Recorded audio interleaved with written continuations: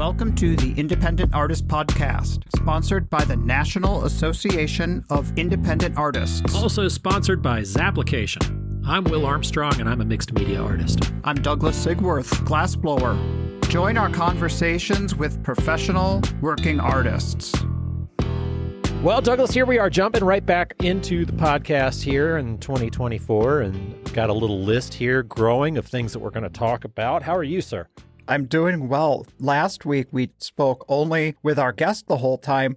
Our list got a little bit long, so we need to get a little preamble in this week on this talk. Yeah, it did. Sometimes weeks will go by and I'll get super busy and I won't even add anything to the preamble list. Mine are typically pretty cryptic. I get a laugh, like your face will pop up as if it's a text, and it'll say, Will Armstrong has added to your shared note. Right. Yeah, exactly. Like, ooh, what pissed him off on social media today, ladies and gentlemen? Right?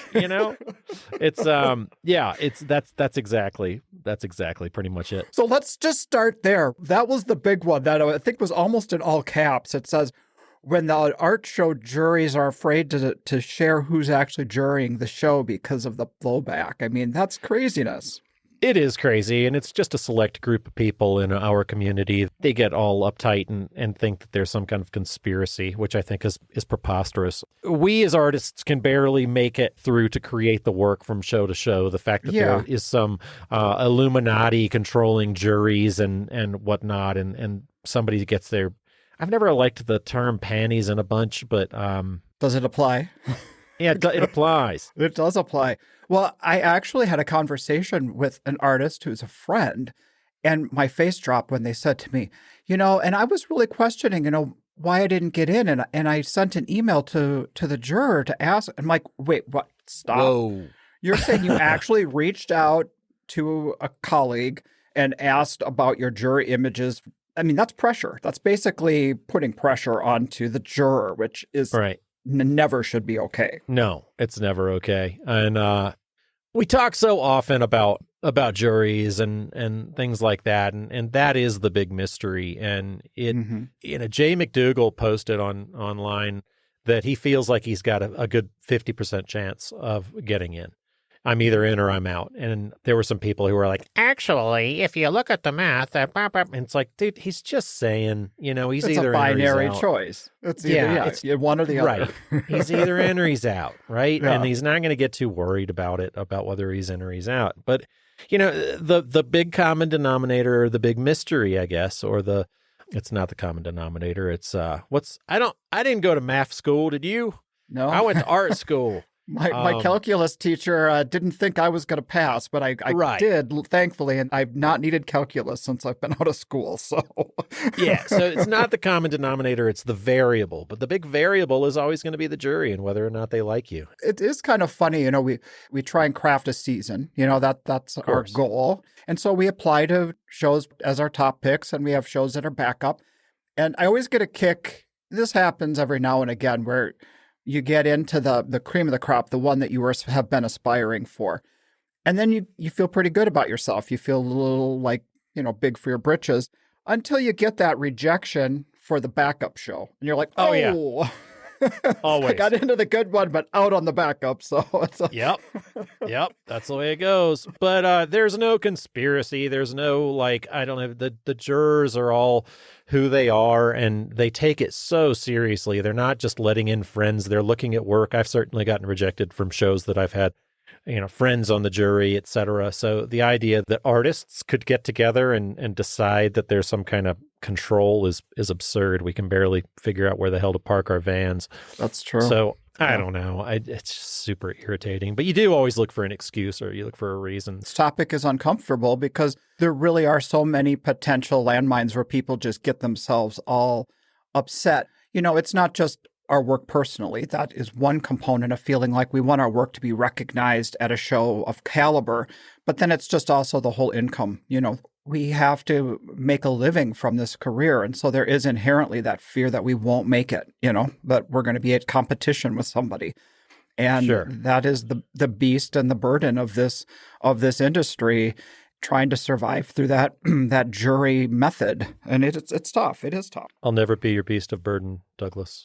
I threw that song reference in there just to see if you'd bite, and you did. That's all I was thinking about. It's rattling around in my big dumb head. You forgot what I was even talking about. You just heard beast of burden, and there you go. No, I was like, man, I think I can smell it. It's a change of subject coming. Here it comes. There you go. And, hey, when you were little, you were probably, okay, it's kind of like I've heard this said about athletes.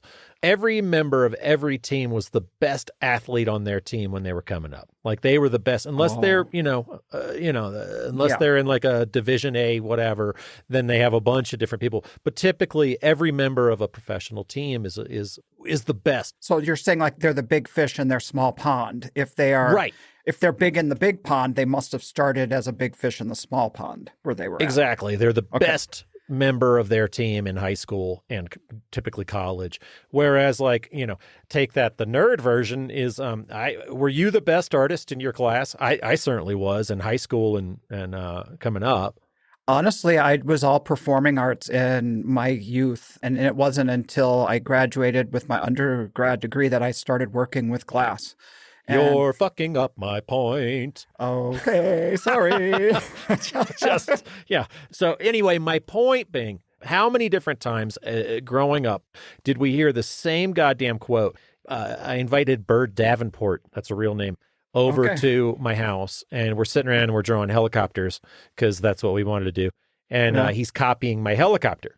And I'm like, God damn it, that's how I draw a helicopter. Why don't you come up with your own way of drawing a helicopter instead of just drawing like me? And my mom's like, imitation is the sincerest form of flattery. Oh. And I hated that. I always hated that quote until just recently when I found out where it actually comes from. And where does it come from? Do you know? No. Oscar Wilde. Amazing poet. Okay? Yeah. Oh, yeah. Oscar Wilde wrote this quote. Playwright. I hated it until I finally heard the whole thing. Imitation is the sincerest form of flattery that mediocrity can pay to greatness. Okay, say that again. Imitation. Go ahead. Imitation is the sincerest form of flattery that mediocrity can pay to greatness. So you like that the whole quote has a little bit of a fuck you in there. Of course it does. It's mediocre. It's these losers who are copying your work, and it's like these mediocre hacks who are ripping you off. Now you like the quote. It makes sense. It's perfect. Well, to harken back to your setup, The Importance of Being Earnest, written by Oscar Wilde, was my very first play that I was in. So there you go. Full circle moment. Attaboy. Wow. That's pretty cool. I love that. Right. I love his quotes, his philosophies. Oscar Wilde is really one of the greats. He was. And a huge drunk. So cheers to that. Can you blame him? No, not at all. Everybody's ripping him off. That's why we all drink. The hacks knocking at our doors, trying to rip us off. Well, we have a great talk today. We've invited our friend Matthew Naftzger to be part of a three-way conversation between you and myself. Well, we don't know it's great yet, Douglas. I mean, he could just clam up. You never know. He could. We'll find out, I guess. It's going to happen here shortly. He could just, hey, there he is right here. And on cue, there is Matthew Naftzger. Good morning. Yeah, welcome. Good to see you, sir. Yeah, good to see y'all. You got your coffee in hand? We are ready to chat, aren't we? Yeah. Today's a better day. Today is a better day. The Wi-Fi is ripe and flowing. It's pushing all those cancer cells through our ear holes and doing it. So, Matthew, what's going on these days? Are you getting ready for your next show, or what's happening? In that quiet state of panic and despair of trying to get ready for Miami for Coconut Grove. Okay. Right on. So you're going down there for that one. You and Will? Yeah. Yep. I'll see you there. You just get on, you're going to hop on 95 and head south. That's my favorite time of year. Ever. Yeah. Driving on 95 forever. Yeah. Yeah. I don't want to hear about forever. Yeah. Yeah. No lie. Yeah. Yeah. When I looked up how far you were from me yesterday, you're, 1,600 and some miles from where I'm at right now. Yeah. Wow. Jesus. Yeah. But I haven't had a show since, I canceled on my last ones getting the house ready. Yeah. Or sort of ready. It's not ready at all. But let's talk about that.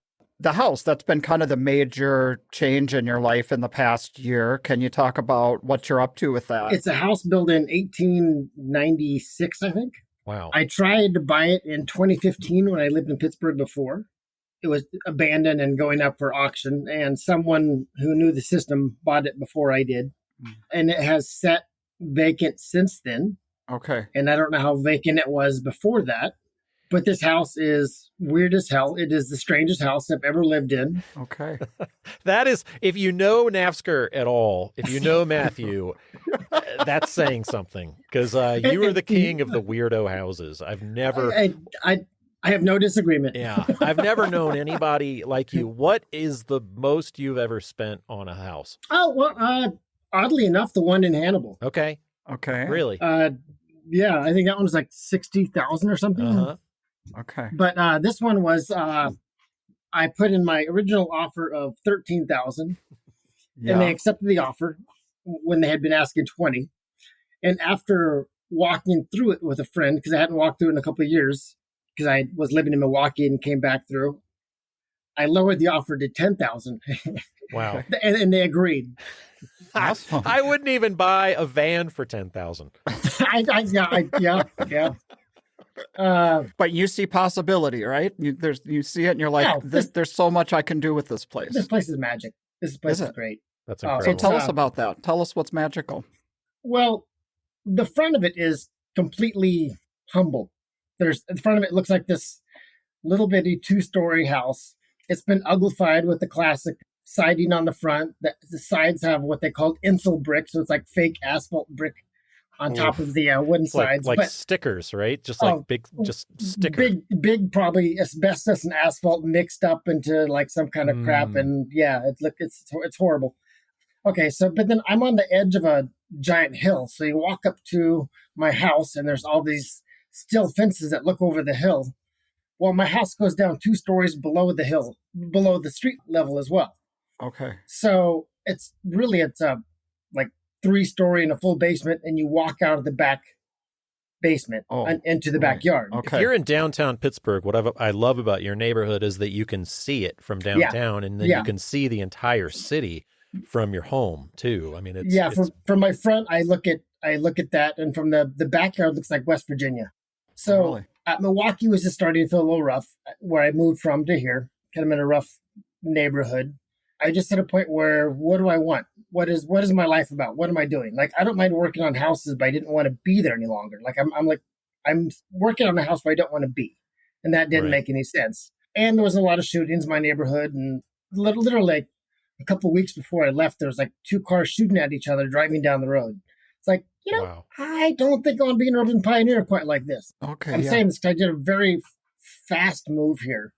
I had someone put a roof on it, but other than that, I came and cleaned it for about 2 periods of 5 days, and then I moved in. Wow. That's incredible. Like, what state are we talking about? Because I've been in some of your houses, and typically some of the charm is just the fact that you've knocked a wall down, or somebody else has, or the plaster's crumbling. Oh, it's usually me. Yeah. Yeah. But we're looking at your workspace, and it looks like a perfect Matthew Naftzger mad scientist lab. It is. Yeah, I mean, I haven't. Yeah, I mean, I haven't done the fun things like paint or any of that. Like I'm basically camping. For the top 2 stories, there's 2 rooms on each floor, and I'm living in the 2 small rooms, and I gutted all the rest down to the studs. I'm rebuilding the structure of the walls and the ceiling on the top floor and reinsulating everything. I'm running new electrical. I don't actually have any plumbing that works right now. Really? So how are you getting water? They were going to tear this house down. Okay. So the electrical cut off, the gas lines were cut out. They dug up the water line. Like I was disconnected from the city. So they were ready to rip it down. It's not like it was marked. It was marked to be torn down. Actually, when I called the gas company, they said, "Oh no, that house is gone." I'm like, "No, did you rebuild a new house?" No. Like none of the utilities even believe me that the house is even still here. So I think just because you physically saw it, right? You're like, I would be calling them from the house. Yeah, they just You're like, oh, it's here. So I had to get new water. The bid I got was $4,000 to hook up a new water line to the house, which is about twice what I was hoping for. I said, okay, well, what if I dig the hole through the foundation and through the sidewalk and everything else? So I got it down to $2,500 plus a $500 permit. dug the hole, called the water company and said, okay, it's ready for you. They said, okay, so we'll have our guy come look at the street and see if that's ready. I said, what do you mean the street? He said, well, the hole dug in the street. I said, you mean you dig the hole in the street? They said, oh, no, your plumber has to do that. Oh, shit. And the plumber didn't know that either. Okay. Because different water companies are different. So they said, oh, that'll be about $11,000. Oh, my God. I had done so much work on the previous section of it. The guys came in and ran the plumbing, and like it took them an hour and a half. And when they were here, I said, that's literally the fastest $3,000 I've ever spent. And they said, yeah, you're right. That kind of sucks. I don't happen to have an extra $8,000, $11,000 in my pocket. I'd already spent on the roof, and I put a lot of money into like getting new service panels for electrical and stuff. So I go down to the basement, and there's a copper pipe in the floor that was there and didn't pay attention. And the top of it was always a little wet. This is after being here like a couple of weeks, getting water from truck stops or friends or whatever, bringing it in.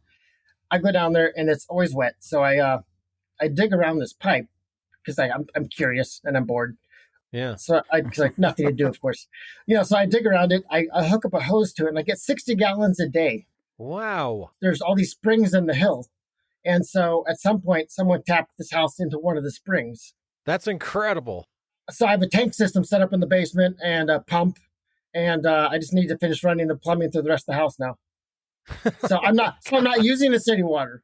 Yeah. So it is like camping. It really is like camping. It is. It is. Except, That's a mountain spring. It is. I totally. And I had it tested. It's better than city water. It's amazing. Is it really? You had it tested. Yeah. That's amazing. Yeah. So currently I still have to bring it from the basement, but that's not too bad. We'll be right back. This episode of the Independent Artist Podcast is brought to you by Zap, the digital application service where artists and art festivals connect. So, Will, it's that time of year again when we all need to start getting stuff ready for taxes. Thanks for that, Douglas. I appreciate that. We all do, quite literally. I did get an email recently from Zap. They were talking about doing line items and keeping everything together in one place. Yeah, that's right. I tried it out for myself. So when I was logged into Zap, I went to my profile, and one of the options further down the page is to download your transaction history. Amazing. That's after you've proven to them that you're not a robot by correctly identify the tractor before you play that lovely game. So once you've identified that you're an actual human, it's super easy just to select your date range, and then it will create a report of all your purchases so you can hand off those booth fees and application fees directly to your accountant. I know you a little bit, so I've read my history on this one, Douglas. So. Yeah, you've done your research. Yeah. So I want to kind of go back in the Wayback Machine because your history is so interesting. I want to hear like what you come from and where you grew up and kind of, I don't know, you've lived in so many different places and you have such a, I don't know. You've got stories, Matthew. Nasty background. We want stories. Yeah. Well, see, if we go all the way back, I was conceived in a 57 Chevy station wagon Nomad yellow 2-door, somewhere between Washington and Oregon. Wow. Okay. Were your folks on a road trip? Like what's, trying to go to Canada in case they got his number called for Vietnam or they were also after him for basically statutory kidnapping because she was 17 and he was 19 at the time. My dad looked exactly like me, except he was 6'2". He hated sports as much as I do. And Lyman, Colorado, which is basically a town between two truck stops on the interstate. Just nothing out there. And so my biker dad and hippie mom just ran off. Maybe condoms were expensive. I don't know. But I happened. So I was actually born in Ohio. They went back to my dad's family. That didn't last long. My dad left when I was like 2. So growing up basically in eastern Colorado, if someone asked me if I ski, I want to slap them because there's nothing out there. It's cornfields. You can't even see the mountains from there. It's completely flat. It's like Dahlquist photographed kind of flat. I mean, it's people's nightmare of Kansas. Like it's Kansas is lovely. I used to get pissed off with the sign when you drive in that says "Welcome to colorful Colorado." It's like 42 shades of brown out there. There's nothing out there. I mean, I can picture my 92-year-old grandmother who's lived their entire life going, "It's bleak out here." And my mom literally, I found this out later, like she grew up for a lot of her young life in a house with like dirt floors. like a sod house. Like it's kind of it's wild. It sounds like the instability makes living in the way that you are now makes this not so strange, or unusual. Some of it. I mean, the reason why I understand that more now than I did then, I was trying to discipline myself. I thought I needed more. I felt like I was capable of a lot. Like I was the kid that would go score straight A's on the test but not do his homework. I'm like truly in classical ADHD, which I didn't realize until 2 years ago. So I thought I was just fucked up, frankly, and like, why couldn't I do the thing that I'm seeing right there and couldn't never get it done? So I thought the Marine Corps was a great idea. And, I was a theater geek and choir kid. And like, I think I had 3 different people say they'd break my kneecaps. I wouldn't go in, but no one did. But it's not so much the instability though, like as things develop, because I've now lived kind of all over the country. I don't want to have a shitty job to pay for an expensive house is part of it. And most places are really boring. I would rather live in someplace interesting. Like, this house is in bad shape, but it's exactly where I want to be, which is the first time I've really managed that. Like I'm in a great community, great neighborhood, and that's not always possible. And so I don't even want to make artwork that I want to make. I'm really stubborn. My whole point of doing this is create an environment where I get to make the work I want to make. You are stubborn. That it's funny. I've known that as long as I've known you. When I first met you, you were a jeweler, and you still do that to pay some of the bills. But I know you hate it. You could jury into whatever you want with your jewelry and but you hate making it other than paying the bills. And probably the hardest category too. I mean, so to be able to jury in on the high level with that, and then say, but this is where my real love is. That pull. I mean, that says a lot. I for a lot of shows this year, I actually didn't, for this upcoming year, I didn't apply with jewelry for a number of them. So good for you. Well, you're starting to kind of figure out where you are fitting as far as your body of work goes. And we all kind of work on that, like what's reliable as far as selling. And you have, are you getting a better idea of what? Well, I mean, it's funny because going back to the ADHD thing, once I went on meds for that, my work changed. Okay. Like I created a whole new body of work after that. How did that discovery a couple of years ago change what you wanted to make and change your awareness on how you operate? Well, I mean, the reason why I got the test for it anyway is like I've fought anxiety and depression my entire life. Mm-hmm. Gone to therapy for it, self-medicated, whatever, all the above. Mm-hmm. And finally doing some research, I realized that, because I'm not functional, I get stressed out and depressed. It's real basic once you get there. Mm-hmm. So it's not so much that I just am able to make the work that I want to make. I mean, I don't have to fight to get there. I can just kind of, I'm doing this. It's it's a very interesting thing. So, but the work in a way is more quiet. It's like a little more Rothko, a little less Rauschenberg. That's a great way to put it. And for those of us or those of you out there who have not seen his work, he's not a painter. I mean, you are a painter too, but I miss painting. The work that you're jurying into shows with is constructed titanium, different metals, subtle, abstracted forms. Yeah. But what people know me for too is like overly mechanical, kind of ridiculous. I mean, I still think of them as sort of future artifacts, as something you'll find, you don't know when and where they came from. And it just, I want it to be a question, not an answer.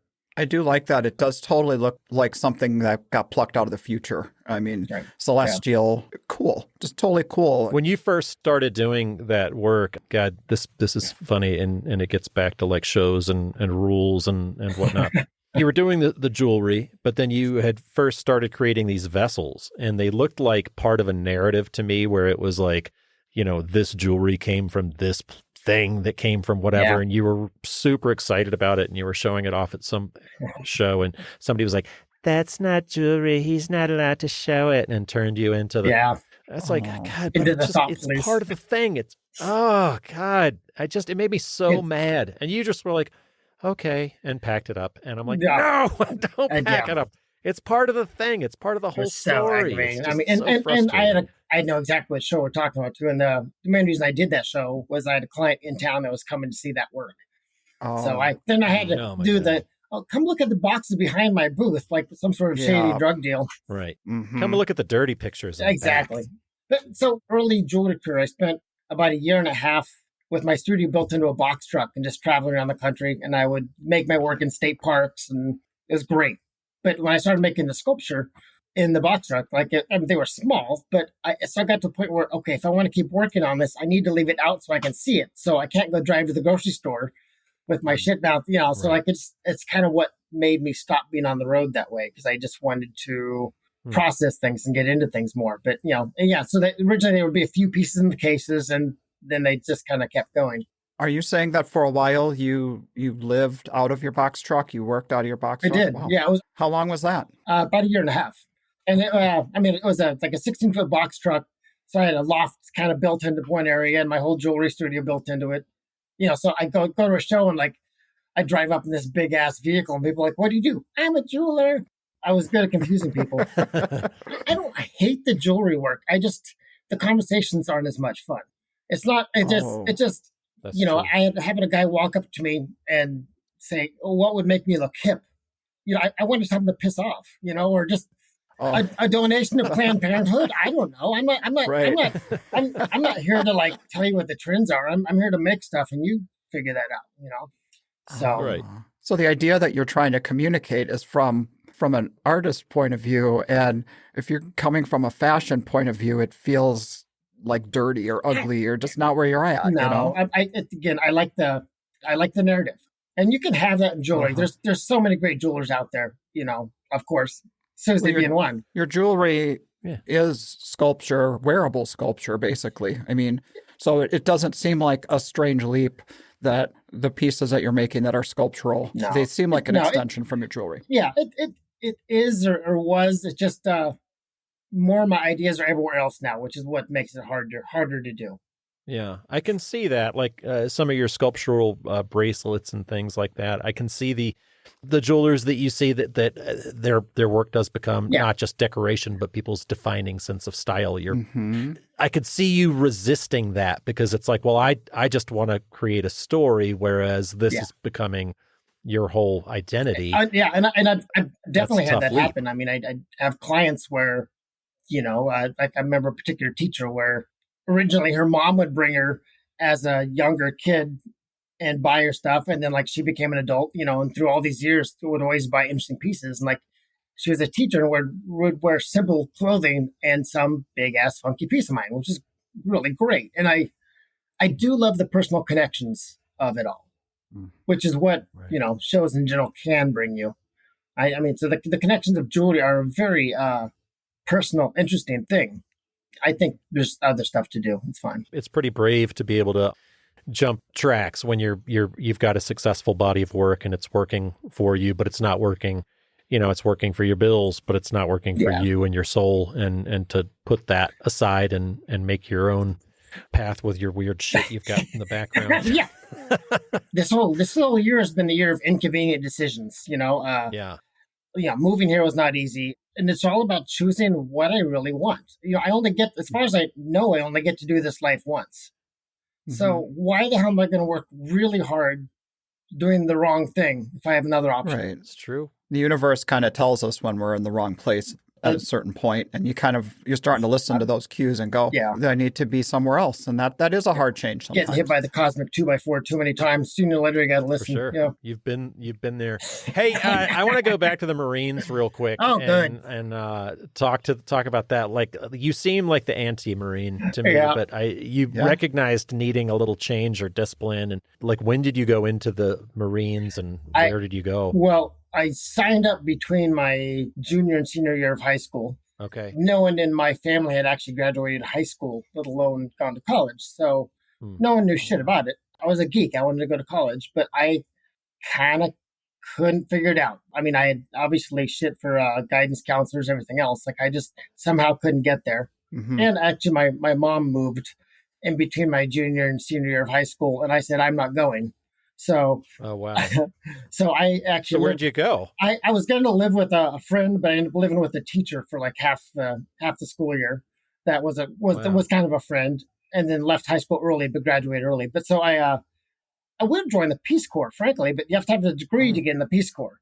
Isn't that sort I of a didn't riot? know that. Yeah. Really? Yeah. I mean, I honestly, I wish we had like the Civilian Conservation Corps or something like that again. Like something where, but anyway, so the Marine Corps talked the best game. They're like, whoa, we only choose the best of the best and the most disciplined and yada, yada, yada, And then I was at the military entrance processing station when you finally go and they're shipping off boot camp like this. Stay on these yellow footprints. I'm like, oh, I'm fucked. Oops. Yeah, it's too late. You're in it for what, 2 years or 4 years? What is 4 years. What's the 4 commitment? years. 4 years. Yeah, so I was Camp Pendleton, so Southern California. The first Gulf War started when I was in boot camp. Oh my God. So like, in the barracks, and Sunday you get like an hour or two off or something from being all the stupid shit. And they roll in like the 1980s television screen on the rolling audio visual stand. And, all right, maggots, we're going to war. Like, oh my God. So then I got shipped off to my the schooling, which was 29 Palms, California, which was awesome. And I remember the exact moment where the ground war started. Oh my God. I was serving volleyball. They made school shorter there, so to rush us off to got to the unit and everyone was already gone. Wow. Like my unit was empty. Like so, there was like just a few of us back on base, and it was chaotic and strange. And like every week they'd go, okay, you're going to go. Then you don't go. And after a while, I got tired of it. I just said, send me. I can't stand this anymore. Yeah. So you did ultimately get deployed is what you're saying? Yeah. So I went to, basically I was in Saudi Arabia the whole time. No, I didn't go to Kuwait or any of that shit. I didn't get shot at. No one shot at me. I didn't have to shoot anybody. So that's all great. Well, there go the rest of my questions. Sorry. So I sat in a satellite communications van, like a giant metal box in the middle of the desert with a giant satellite dish next to me. Wow. And did 12-hour shifts of running this thing, which was ancient technology. And it was like fun to do all the troubleshooting of it. That was great. Mm-hmm. So I sat and read books and wrote letters. And if you've ever read the book, My Name is Asher Lev. Have you ever? I have not. No. It's fictional, but it's powerful. So a young kid who's a prodigy as a painter, but he comes from a Orthodox Jewish background, and so what he was becoming didn't fit the life. And it's a really powerful book. Say the name of it again. My Name is Asher Lev. Was that an important book to where you were at that point in time, or what was it? Yeah. What was it about it? There was no point in my life where I ever thought I was going to be an artist, ever. I did think I was going to be a writer. I wrote a number of pages every day and had a few books started and poetry and all the young geeky things that Matthew would do. They called me the professor as a nickname. And I was kind of an opening. I think the second thing was going back to California and renting you could rent a garage stall. And I bought an MGB where half the engine was in the trunk, which is not where. No, that's not where it's supposed to be. And I tore it down to the bare body and rebuilt the whole thing. And I didn't grow up knowing I was capable of building or making anything. I would design things, but I couldn't ever get past that. So it was kind of my first creation, oddly enough. Oh, right. And then that kind of showed you the way that basically you could do that with renovating a house, fixing a car, doing whatever, right? Yeah. Making work. I mean, work. your work is very mechanical. Sorry to jump in, but your work is very mechanical and kind of lends itself to that, and that kind of where you get that from. I mean, the history in the military too, and I don't know, tech working on machines. I don't know. Just honestly, when I'm making things, it kind of goes back to listen to the universe. I mean, sometimes I feel like my best objects, I'm not even making them. It's almost more like I'm finding them. Like they already existed. I'm bringing them from this place to another place. Do I know where the hell any of this stuff comes from? No. I spent a year in Okinawa, Japan too. And so some of the aesthetics of that were really powerful as well. When was that? Japan? When that was my last, so 93 through 94. Okay.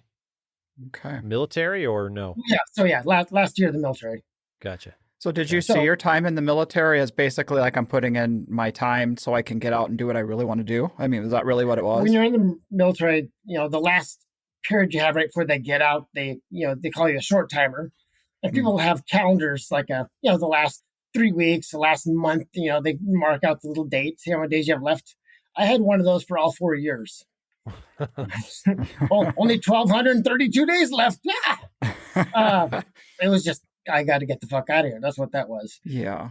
Yeah. See, when you stepped into the thing, like you got the boots on, it sounds like you knew you'd kind of made a mistake. Yeah, but I still did it, and I did it really well, and I worked my ass off.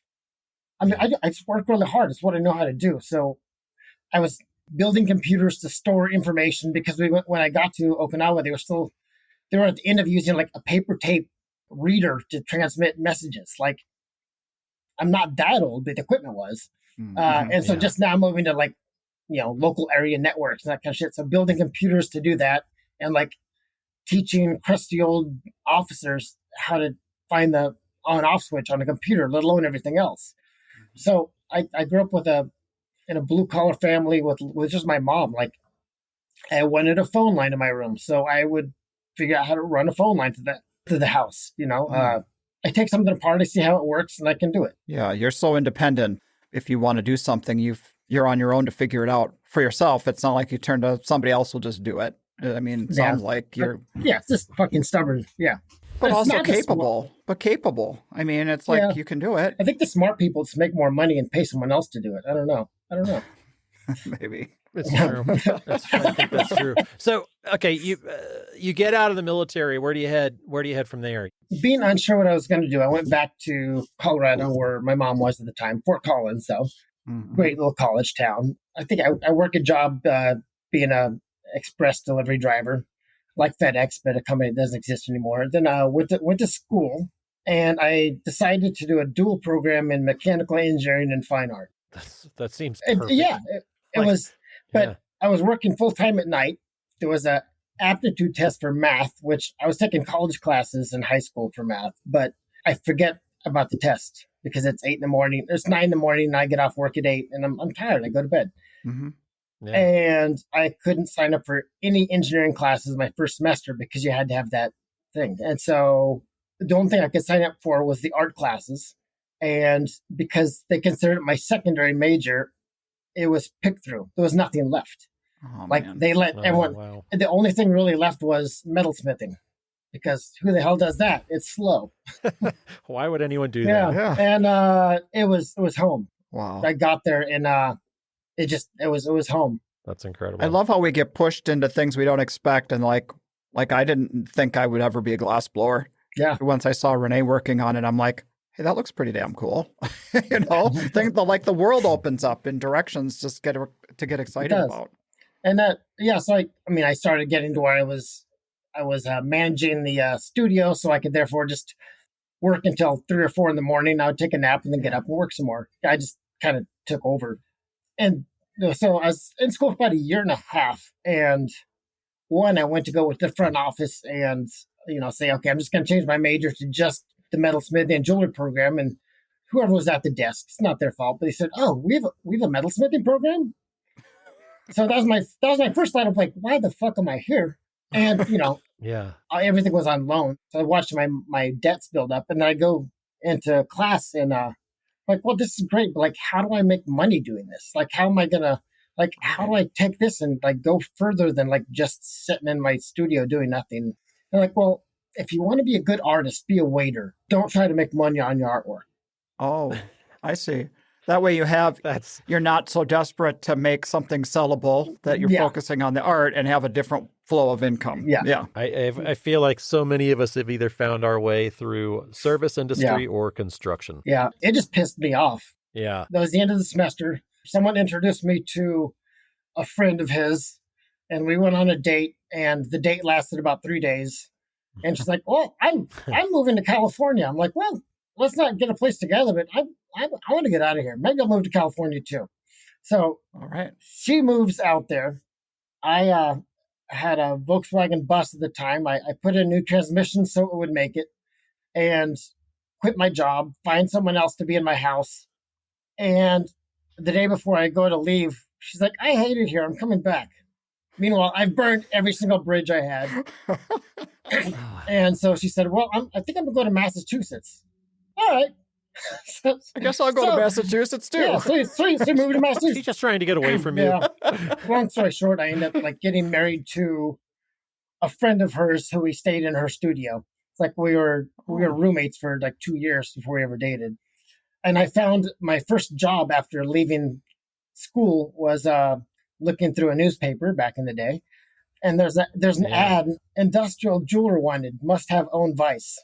Okay. Just a vice. Must have own vice, yes. Okay, there you go. So that ad got you, didn't it? It was the ad where he was just kind of fucking off, seeing who he would get to apply. And he did cut coin jewelry and did art shows.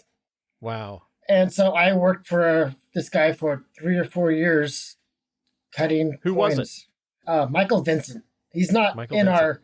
Yeah, at that point, he had done shows for 22 years when I started. Very cool. Which is fun, which is about where I'm at right now. To get us, yeah.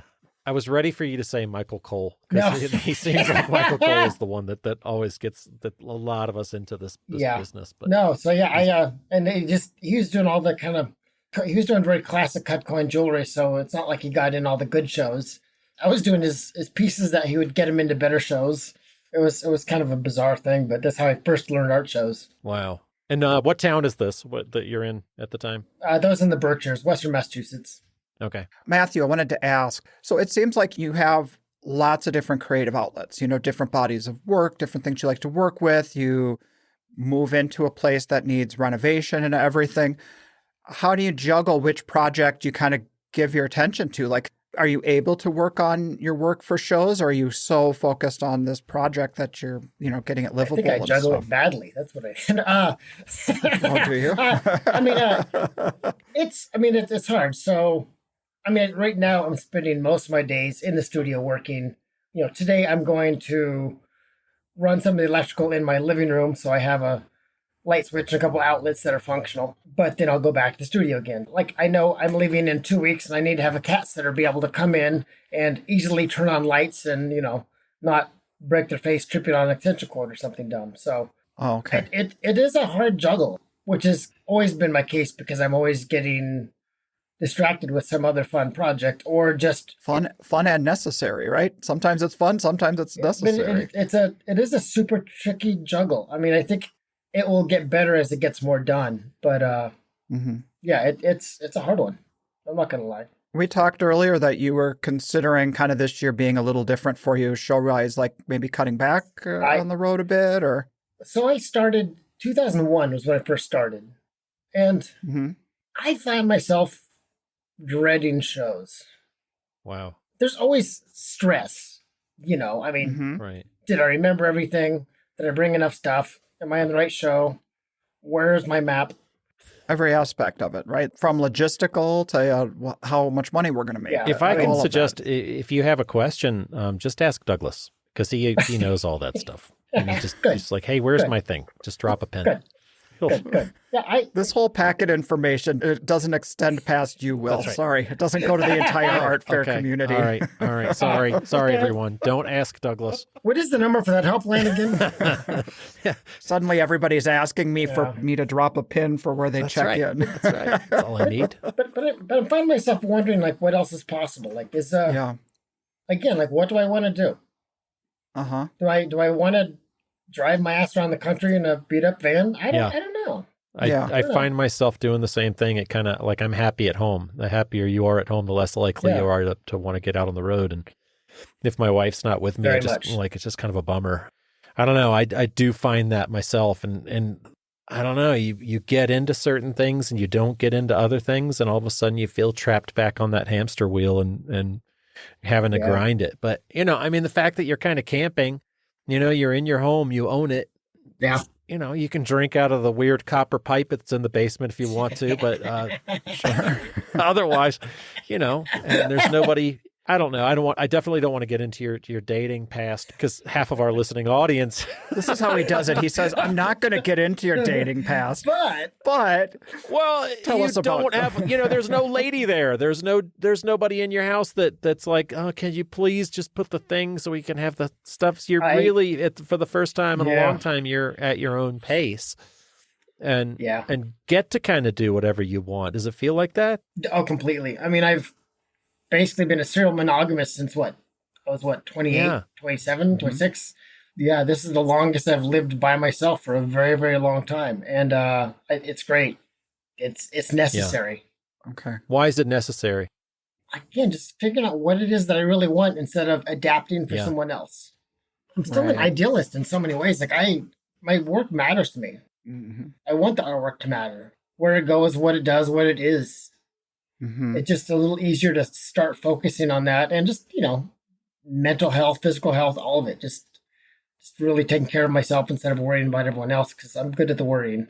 You are good at the worrying. Where do you feel like you are right now with that the mental health and the ADHD? I'm good. I mean, it's with shows it's tricky because like all of a sudden I'm finally in a spot where I don't have any orders to any clients. I don't have anything on the table other than just making work for the next show.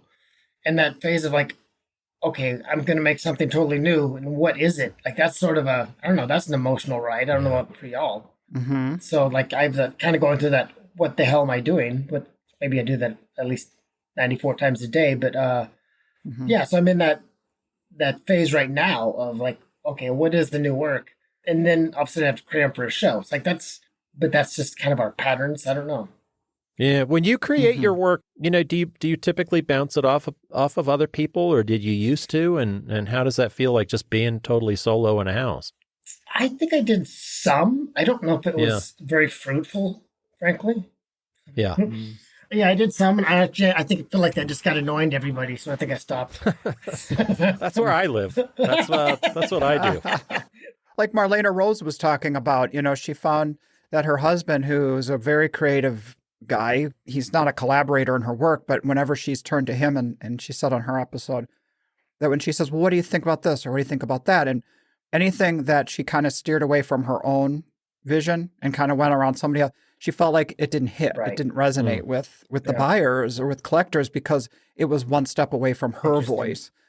And it sounds like you're really focusing on you right now, which is ultimately someone can fit in that if the time and place is right. But right now it's really about knowing what's right for you. I'm happy being a chaos art monk by myself here. It's just fine.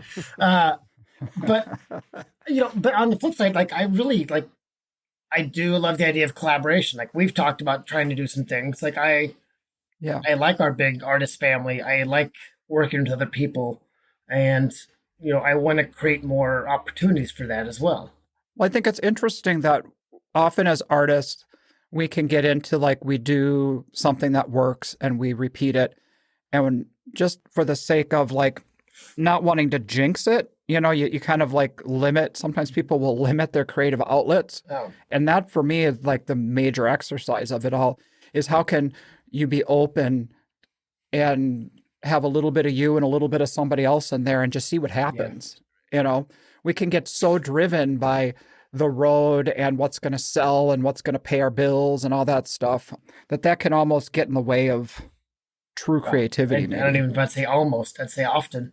Yeah. But I mean, I will say my ex and I did do some great collaborative work, but it's interesting because you had to, oh gosh, what is it was a kind of a Dada thing, Exquisite Corpse, where do either of you know the Exquisite Corpse? No. I mean, I know a little bit, but go ahead. I don't like one artist would do part of a drawing, but then that's covered up, and all you see is like the next, like they might do a head, and all you see is like the lines of the neck, and the next person draws that section, but then covers up the rest, and it gets passed on. Oh, so what you end up with is this strange amalgamation of everyone else's ideas. So we were doing sculptural things, and while it wasn't that, it was a degree where we would pass something off to the other person, and you have to let go. The idea is to like not care what the other person's going to do to it. Like if they're going to cut it in half and put it together a different way, like whatever. Yeah. So like getting ego out of the way within collaboration gets really interesting. That does. And I loved that series. That's how Renee and I have worked. That's how Renee and I have worked for years where, we were glassblowers making our own work independently. But when we wanted to hit the road, we knew that our work looked so different. And we weren't into the idea of let's have separate booths and be separate artists. We wanted it to be a collaboration. So one of the ways we did that was I set up the piece and hand it off to her. She finishes the piece. I have to let go of what she does with it. because now it's her turn. Yeah. She's in charge, you know, and that's a real exercise in ego to kind of back off and let somebody else. How long have you done that for? 25 years. I think that's goddamn amazing. That is amazing. Yeah. The way that I collaborate with my wife is that I'll say, hey, do you like this or that? And then she'll go, you're going to do it however you do it. And then I was like, am I annoying you? She's like, no. But you can see in her eyes that it's like, well, I may not be annoying you yet, but I'm walking right up to the line. So she knows where it's going, right? Because the next question might be, well, what about, I know that's what you said, but what about this? And she's like, okay, this is what I'm trying to avoid. Yep, you do it. You do your thing, and then I'm going to do this. And look, here we go. Yeah. Anyway, so I think that's really amazing that you guys are able to, or both have had that experience. Yeah. So when last we kind of spoke as far as like on your timeline, and I don't know why Hannibal is so fascinating to me, but the little artist community and just the cool folks that have lived there. How'd you end up getting to Hannibal? Well, I mean, I'd known Joachim Knell, of course. I knew Michael Cole, known both of them kind of forever from the early days. From the copper jewelry days? No, from the early days. Okay. From the early days. Anybody that you met back there on the? Did you travel with that dude? Yeah. Okay. I remember the first time I did Ann Arbor with him, and he didn't do the main Ann Arbor. He did the King's Chosen show. You know, like I call those scab shows, where it's like a little show that lives off the other shows. Right. Yeah, exactly. It's a parking space where you exactly. And but shitty little parking lot show, and like we did 10 grand. And he's like, "Oh, this is one of the worst shows I've ever had." I'm like, "Oh, what?" With an average sale of like $42. Oh my god, that is volume. Hustling. But anyway, no, really, no one stuck through in the same way. Why does that, like you working for the coin jeweler, seem like I've got this like Artful Dodger thing happening in my head where you're like, you're under the wing and you're into this in the dirty. Now make those copper rings, boy. Totally, yeah. I know how to work. So I got to where I set up a little bench like in my closet in the warehouse I was living in, so I could just work all the time at night too. And I just work a lot. I think that's interesting too. Like I've talked to you over the years, but like what are your hours? Like what do you typically do? I wake up around 9:30, 10. Yeah. Have my coffee, do some writing, try to kind of plan out my day of what needs to have priorities. Mm-hmm. Sorry to jump into that, but was there something that started? You've mentioned writing a couple of times. Is there something that started you on that kind of path? Is it something you've always done, or are you following kind of a guideline? No, it's something I've always done, but I mean, it's definitely become less about writing stories and more about. I think I learned early on that when you write, it changes thinking from circular thinking to linear thinking. Oh. So instead of something just floating in my head and getting lost, I can. So really, it's another mechanism that I self-built to deal with ADHD is reality. The narrative aspect is just because I'm a geek and like science fiction, and I like the stories. I like the backstories. Yeah. I can't do everything, so I'm not doing that right now. But so just doing the regular writing is it helps me get my thoughts clear. Yeah, my wife and I actually we took my daughter Ada to it too, but Julia Cameron's The Artist's Way just spoke. She lives here in Santa Fe, and she's got a whole series, but a lot of that is sitting down and doing writing in the morning, and it's directing your day or just like you were talking about, even just writing narratives and short stories. Maybe is that what you're talking about? Maybe or well, I mean, that's what I was doing. Yeah, and I do a little bit of that when I'm trying to understand my next body of work sometimes. Like, where is this work coming from? Where's it trying to go? Really, I mean, I don't ever mean to have answers to that. I really want more questions. Yeah. But doing the writing overall, it definitely helps define my day. And it helps me. It helped me with artist's block. That's what I was dealing with the most, and where to take my work the next step, and how to tell some of the stories and that I have forgotten immensely. Yeah, it's interesting. Yeah. So one of the things we've been doing here on break is we subscribed to Masterclass. And we just watched one a couple days ago that I found extremely interesting with Annie Clark. She's the lead singer of St. Vincent. And she was talking about the creative act of writing a song. and she will set up time for herself that is specific to active creating. And it, where she's trying to turn out lyrics, trying to turn out everything. But then she'll schedule in those breaks that are, she says, are passive creative. And I think we can relate to this as artists, where we still got what's going on in our heads and are in that passive period, so that when we come back to active time, it's like we can never escape that creative period. It's with us all the time, whether we're doing other stuff or invested in that time period of studio time. Do either of you know the artist Wayne White? He does word paintings, and he makes giant, amazing puppets out of cardboard, and he's just incredible, pretty left field and great. But one of his quotes that I read one day was, art is like 10% creation and 90% digging ditches. Okay. Yep. There's the other stuff. Yeah.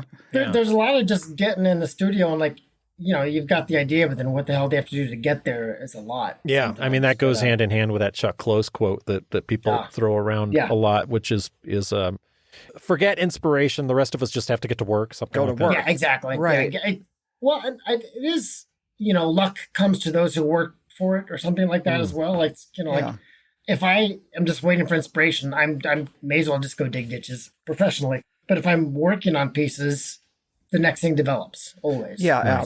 It's like an exercise, Things keep getting more fleshed out in the process of making it. That's also religion too, and I mean that goes back to God helps those who help themselves, but it's like just get to work, right? I mean, it's that they were just kind of parables, but that inspiration is for amateurs. The rest of us just show up and get to work. Exactly. Yeah, thank you.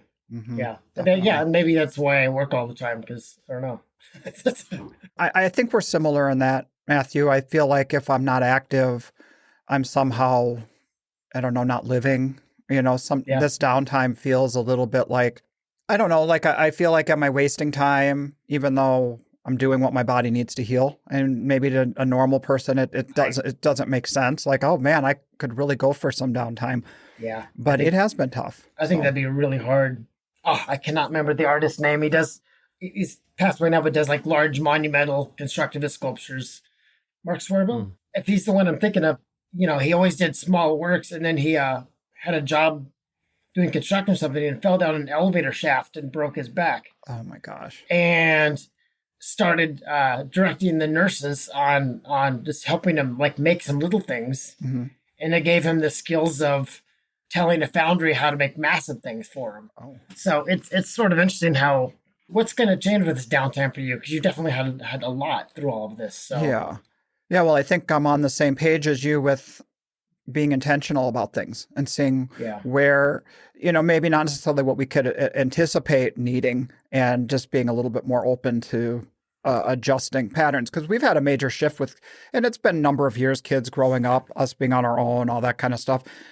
You do find yourself at different periods of time where things are radically different, and then you just kind of reinvent, what's normal again. Yeah. I mean, intention's a good word for it too. Attention's a big aspect of it all. Well, one of the things from the minute I first met you that I've been inspired by is that attitude that you have. Like, I remember it was shortly after we met and waiting in this long clusterfuck to do breakdown. And you walk by with a smile on your face. And I think I'd been sitting in that line for at least 40 minutes at that point. I'm getting really frustrated. And so I'm trying to warn you, I'm like, oh, this is a breakdown from hell.